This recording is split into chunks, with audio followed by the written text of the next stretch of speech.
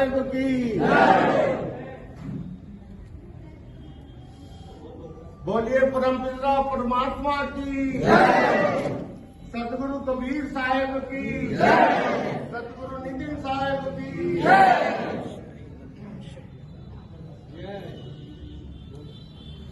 सकल अंशकोर साहेब बंदगी।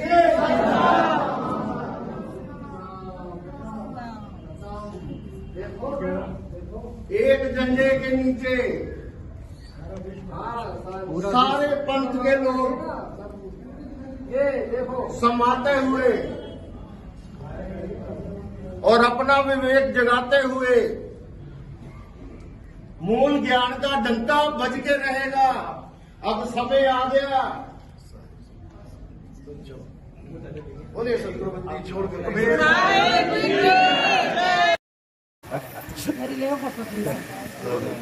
दोनों एक साथ ले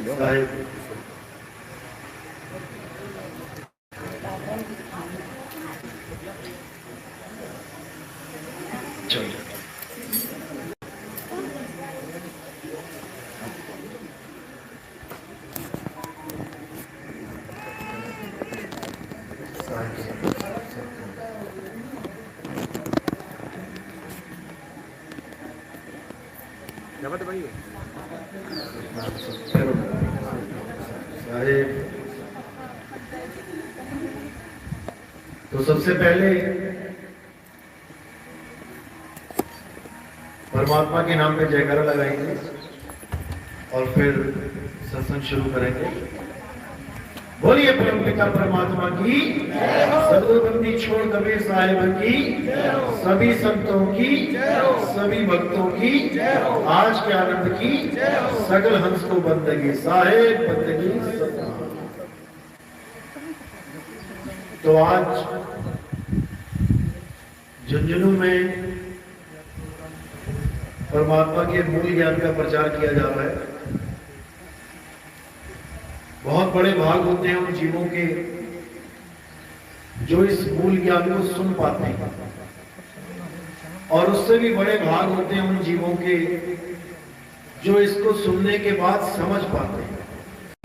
क्योंकि सुन तो सभी लेते हैं, लेकिन समझना सबके बस की बात नहीं होती। इसलिए एक एक बात को आपने समझना है और इसको अपने आचरण में लेके आना है। तो जितने भी संत आज तक आए, सबने एक ही बात कही, लेकिन हम उसको समझ नहीं पाए। जितने भी पीर पैगंबर आए, सबने एक ही बात कही, लेकिन हम उसे समझ नहीं पाए। समझ नहीं पाए इसीलिए अलग अलग होके बैठ गए। कोई हिंदू बन गया, कोई मुसलमान बन गया, कोई सिख बन गया, कोई ईसाई बन गया। जो हमें एक करने आए थे, उन्हीं का नाम ले लेके हम अनेक हो गए। कभी किसी नबी ने, कभी किसी महात्मा ने, कभी किसी संत ने ये नहीं कहा कि परमात्मा दो है। ये कभी नहीं कहा कि अल्लाह दो है। ये कभी नहीं कहा वाहेगुरु दो है। और ये कभी नहीं कहा गॉड। ये हम दो हो कैसे गए? जब तक हमने इस पे विचार नहीं किया, हम हमेशा ही 2, 3, 4, 5, 10 में बटे रहेंगे। लेकिन अगर हमने विचार कर लिया, हमने सत्य को समझ लिया, तो हम दो रह भी नहीं सकते। फिर हम सब एक हैं। ईश्वर अल्लाह एक है, एक है राम रहीम। ईश्वर और अल्लाह एक है, दो नहीं है। लेकिन हम किसी और को ही ईश्वर मान बैठे हैं, किसी और को ही अल्लाह मान बैठे हैं, इसलिए दो हो गए। पिता सबका एक है। तुम पिता के अलावा किसी और को पिता कहने लग जाओ तो दो हो गए कि नहीं हो गए? क्योंकि तुम्हें एक होने के लिए उस एक को जानना पड़ेगा जो सबका पिता है, जो सबका अल्लाह है, जो सबका वाहिगुरु है। उसको जानना पड़ेगा। तो यही बताने के लिए संत महात्मा बार बार दुनिया में आते हैं। यूं कह लो कि अल्लाह बार बार तुम पर दया करके अपना कोई ना कोई नबी भेजता रहता है, अपना कोई ना कोई संत महात्मा भेजता रहता है, अपना कोई ना कोई मैसेंजर पैगंबर जो पैगाम लेके आता है उनको भेजता रहता है कि जाओ और इन सबको एक करके आओ। लेकिन हम नहीं समझ पाते। तो आज हमने इसी पे विचार करना है कि वो एक है तो कौन है, क्या है। जब इसको समझ जाओगे तो अपने आप समझ में आ जाएगा कि हम अलग क्यों हो गए। जबकि हर ग्रंथ यही कह रहा है कि परमात्मा एक है।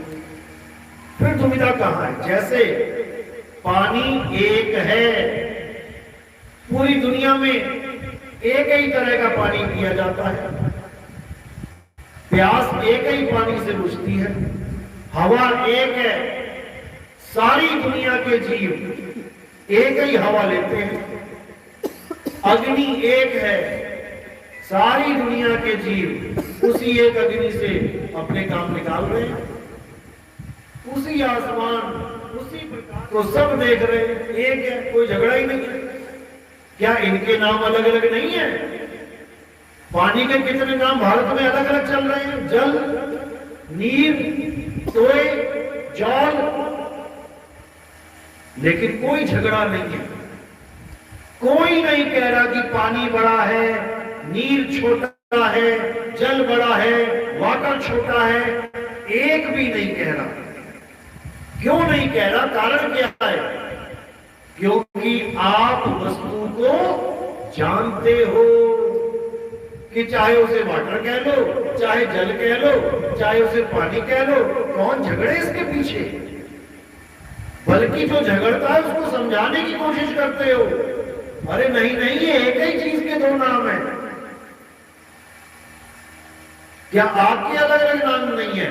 आग है, अगन है, अग्नि है, फायर है, और कोई झगड़ा नहीं है।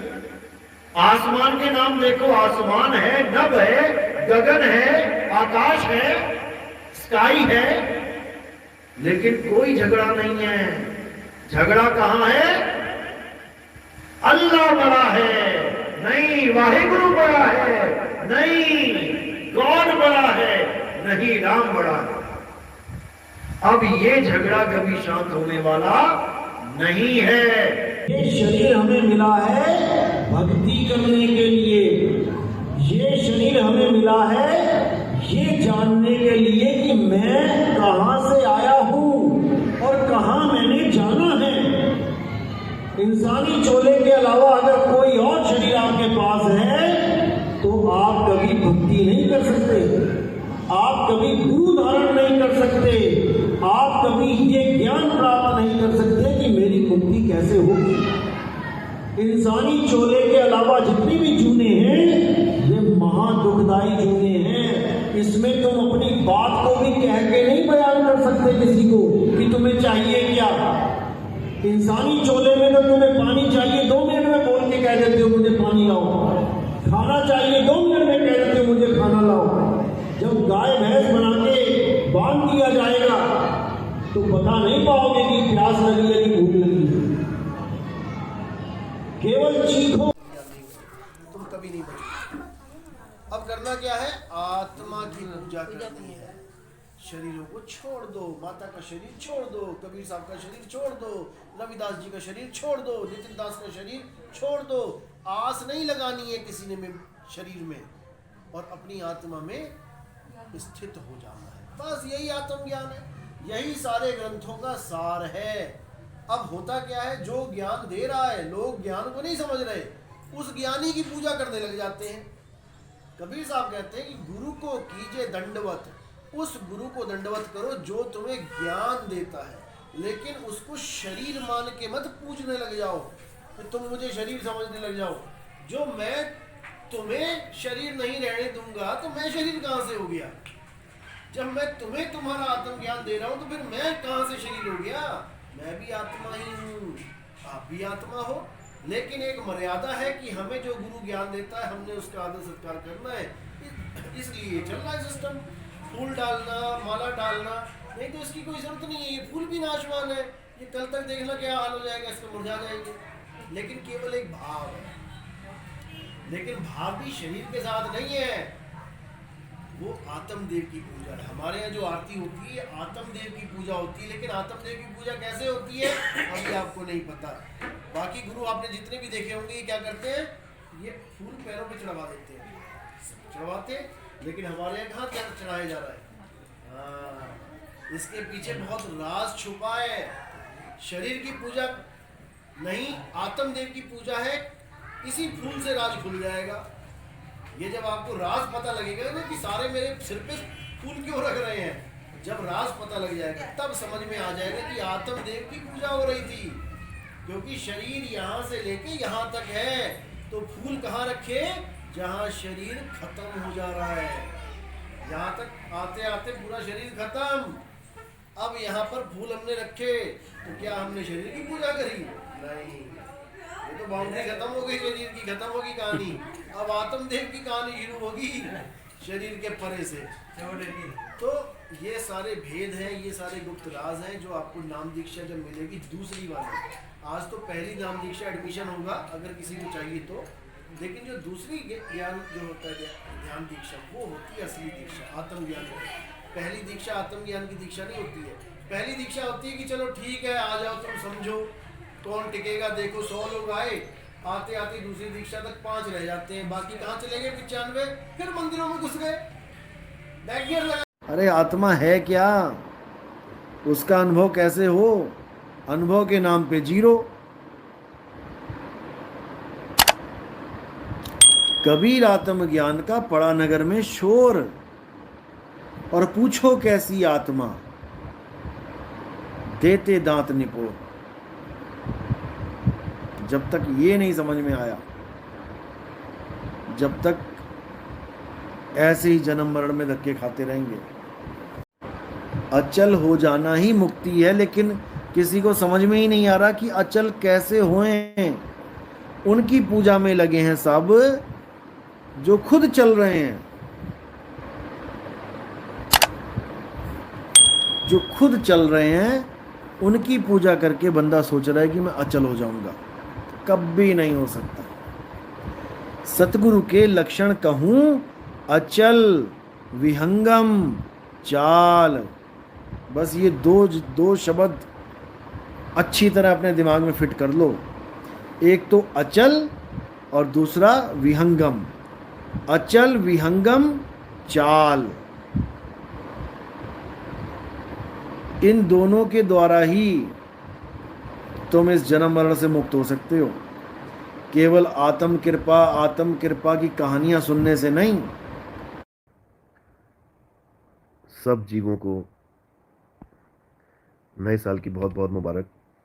कहने को नया साल है, वही दिन, वही रात, वही सूर्य, वही चांद, वही जीवन, वही सुख दुख, सब वही।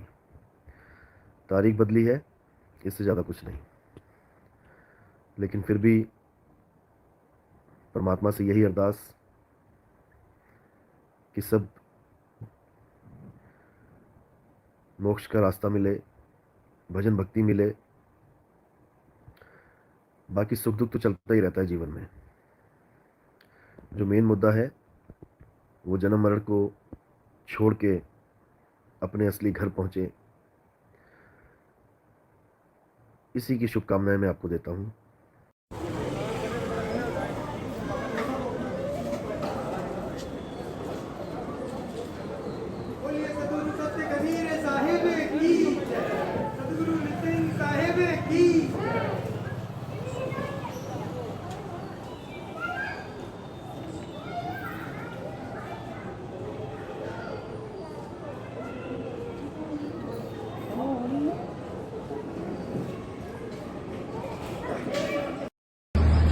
आप सभी को सूचित किया जाता है कि तिहेरियों पंथ के प्रचारक, मूल ज्ञान के वृद्धि, शबद पारखी, शबद विवेकी, सतगुरु नितिन सागर जी 7 व 8 जनवरी को झाबुआ में पधार रहे हैं। आप सभी सादर आमंत्रित हैं। आप सत्संग में आए और अपना कल्याण कराएं। हमारे गुरु जी का चैनल है कहत कबीर सुनो भाई साधु, यूट्यूब नितिन दास पर सर्च करके आप सत्संग सुन सकते हैं।